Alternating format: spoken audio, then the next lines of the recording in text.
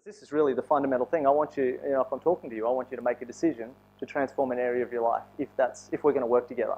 Because if you're not ready to change something in your life, then that's fine too. I'm not going to twist you to improve your life. If you don't change, you're happy where you're at, then great. I'll go and talk to somebody else. All right?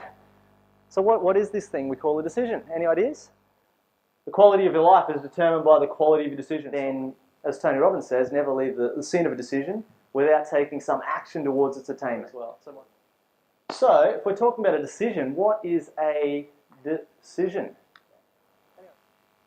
I'm traveling along incision, and then I de-cision for a minute, and then I re-cision. That's really cool. Actually, the decision is the moment when you're re-cisioning, when you're back on. That moment when you're looking at options and choice comes just before the decision. Because you're going, I could do this, I could do this, I could do this, or I could just keep doing what I'm doing, that's fine. But once you've made a decision, in Latin it's de-cision. So de means of or away from, or to separate. And cision is where our modern word incision comes from. Literally means to cut or to cut away from. So you've got this idea of cutting off or away from something. So when you've got choice, you've got options, you're cruising along doing your thing, and all of a sudden you have this moment where you, oh wow, there's actually another way to operate, or another, there's possibilities here, and you start looking at choice.